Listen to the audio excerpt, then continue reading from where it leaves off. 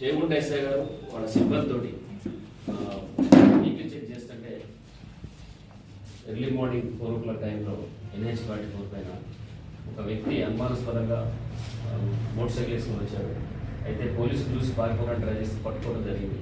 పట్టుకొని ఇంటర్వ్యూ చేస్తే మోతి జనార్దన్, తండ్రి పేరు రామచంద్ర, కూలి పని చేస్తారు.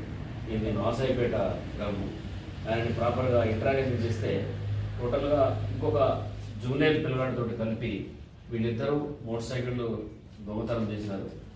దొంగతనం చేసి దాదాపు అంటే ఇది ఒక 2-3 నెలల నుంచి నడుస్తుంది. ఇది ఇప్పుడు మనకి వీళ్ళ ద్వారా మనకి 15 బండ్లని రికవరీ చేయడం జరిగింది. ఈ 15 బండ్లలో దీంట్లో ఒక రిసీవర్ కూడా ఉండు, వడ్ల శ్రీకాంత్ అని రిసీవర్ కూడా ఉంది దీంట్లో. ఆయన కూడా పట్టుకొని రిమైండ్ చేస్తాము.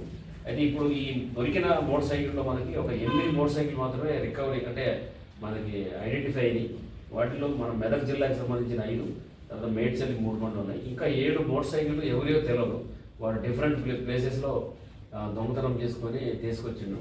ఈయన పర్సనల్గా ఈయన దగ్గర కొన్ని బండ్లను రికవర్ చేయడం జరిగింది. తర్వాత మిగిలిన టోటల్ ఇప్పుడు 15 బండ్లు అంటే దాదాపు ఒక 5 లక్షల రూపాయల ప్రాపర్టీ మోటార్ సైకిల్ రికవరీ చేయడం జరిగింది. మేము మళ్ళీ ప్రాపర్ ఇంటరాక్షన్ చేసి మిగిలిన బండ్లు కూడా ఎవరియో వాళ్ళ ద్వారా కూడా తెలుసుకుని వాటి మీద కూడా కేసు రిజిస్టర్ చేయడం జరిగింది. ఇప్పుడు మాత్రం ఈయనని కోర్టులో ప్రొడ్యూస్ చేయడం జరిగింది. తర్వాత ఎవరైతే రిసీవర్ ఉందో రిసీవర్ మీద కూడా మేము అరెస్ట్ చేసి కోర్టులో ప్రొడ్యూస్ చేస్తాం.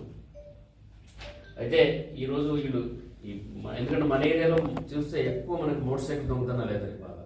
దాన్ని మేము 1 వీక్ నుంచి ఫోకస్ పెట్టి దీని మీద ఇక్కడ లోకల్లో మన తూఫాన్ డిఎస్పీ గారు, తర్వాత రామాయంపేట సిఐ గారు ఆధ్వర్యంలో ఇక్కడ ఎస్ఐ చేకుంట ఎస్ఐ కష్టపడి వాళ్ళ టీము హెడ్ కానిస్టేబుల్ అందరూ కూడా మంచిగా పనిచేసినారు. వాళ్ళకు కూడా ప్రాపర్ రివార్డ్ ఇవ్వడం జరిగింది వాళ్ళకి.